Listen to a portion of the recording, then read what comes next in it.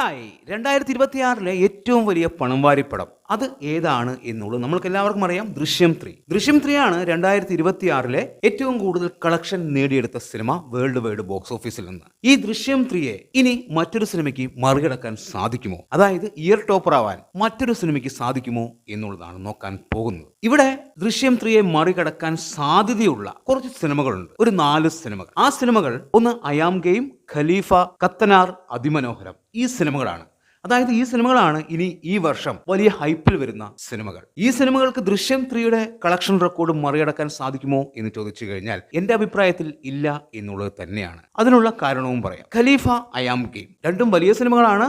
പക്ഷേ ഈ 2 സിനിമകളും ഒരുമിച്ച് ഓണക്കാലത്ത് തിയേറ്ററുകളിലേക്ക് എത്തുന്നു. ഈ 2 സിനിമകളും മികച്ചതായി കഴിഞ്ഞാൽ തീർച്ചയായും കളക്ഷനെ അത് കാര്യമായി ബാധിക്കും. ഈ സിനിമകൾക്ക് മുന്നിൽ വലിയ രീതിയിലുള്ള ലോങ് റൺ ഇല്ല എന്നുള്ളതും എടുത്തു പറയുന്നു. അതായത് 10 ദിവസം വെക്കേഷൻ കഴിഞ്ഞാൽ പിന്നെ സിനിമകളുടെ കളക്ഷൻ കാര്യമായി ഇടിയും എന്നുള്ളത് എല്ലാവർക്കും അറിയാവുന്ന ഒരു കാര്യമാണ്. ആ ദിവസത്തിൽ എത്ര കോടി കളക്ഷൻ നേടുന്നോ അതായിരിക്കും ഈ 2 സിനിമകളുടെയും 90% കളക്ഷൻ. പക്ഷേ ഈ 2 സിനിമകളും ഒരുമിച്ച് വരുന്നു, രണ്ടിനും പോസിറ്റീവ് വരുന്നു.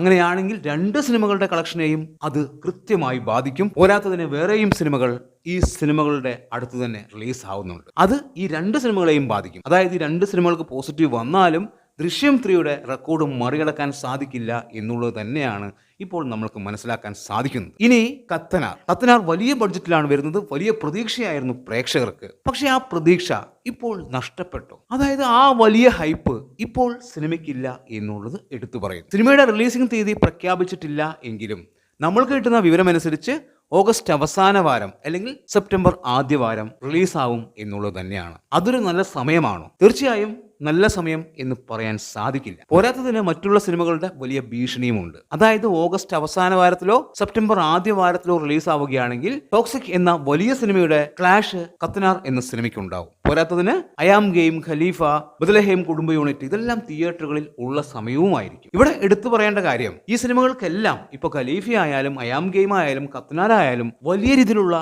സ്ക്രീൻ കൗണ്ട് ഉണ്ടാവില്ല എന്നുള്ളത് തന്നെയാണ്. അതായത് ഒരു 300 തിയേറ്റർ, അതിനപ്പുറത്തേക്ക് ഈ സിനിമകൾക്കൊന്നും കിട്ടാനുള്ള സാധ്യതയില്ല. ഞാനിവിടെ പറയുന്നത് കേരള ബോക്സ് ഓഫീസിലെ കാര്യമാണ്. റെസ്റ്റ് ഓഫ് ഇന്ത്യയിലും വിദേശ രാജ്യങ്ങളിലും കേരളത്തെക്കാളും പരിതാപകരമായിരിക്കും അവസ്ഥ.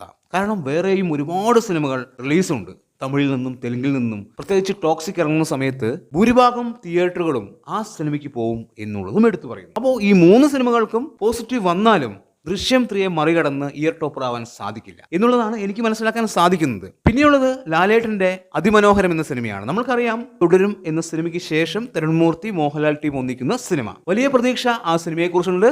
തുടരും എന്ന സിനിമയെ എങ്ങനെയാണോ മാർക്കറ്റ് ചെയ്തത് അതേ രീതിയിൽ തന്നെയാണ് തരുൺമൂർത്തി അതിമനോഹരം എന്ന സിനിമയെയും മാർക്കറ്റ് ചെയ്യുന്നത്. അതിമനോഹരം ഡിസംബർ 24 റിലീസാവുന്നത്. അതിമനോഹരത്തിനും നല്ല രീതിയിലുള്ള ക്ലാഷ് ഉണ്ടാവും എന്നുള്ളത് ഉറപ്പായിട്ടുള്ള കാര്യമാണ്. കേരളത്തിൽ വലിയ ഭീഷണി ഉണ്ടാവില്ല, പക്ഷേ റെസ്റ്റ് ഓഫ് ഇന്ത്യയിലും വിദേശ രാജ്യങ്ങളിലും വലിയ ഭീഷണി അതിമനോഹരം എന്ന സിനിമയ്ക്ക് ഉണ്ടാവും എന്നുള്ളത് ഉറപ്പാണ്. അപ്പോൾ പറഞ്ഞു വരുന്നത്, ദൃശ്യം 3 എന്ന സിനിമ ഇട്ട ആ റെക്കോർഡ് അവിടെ തന്നെ കിടക്കും. 2026 ഏറ്റവും വലിയ പണംവാരി പടമായി ദൃശ്യം 3 തന്നെ ഉണ്ടാവും എന്നുള്ളത് തന്നെയാണ്.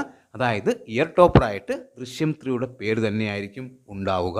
മറ്റുള്ള സിനിമകൾ ദൃശ്യം 3 മറികടക്കാൻ സാധ്യത വളരെ കുറവാണ്. മറികടക്കില്ല എന്നുള്ളതല്ല പറയുന്നത്, സാധ്യത കുറവാണ്. അത്ഭുതങ്ങൾ സംഭവിച്ചാൽ ദൃശ്യം 3 മുകളിൽ മറ്റൊരു സിനിമ ഉണ്ടാകും. അങ്ങനെ ഒരു സിനിമ ഉണ്ടാവുകയാണെങ്കിൽ അത് ഏത് സിനിമയായിരിക്കും എന്നുള്ളതാണ് നിങ്ങൾക്ക് തോന്നുന്നത്. അത് കമന്റ് ബോക്സിൽ കമന്റായി രേഖപ്പെടുത്തുക. വീഡിയോ ഇഷ്ടമായാൽ ചാനൽ ഒന്ന് സബ്സ്ക്രൈബ് ചെയ്യുക. പുതിയൊരു വീഡിയോയുമായി കാണുന്നവരെ ബൈ ബൈ.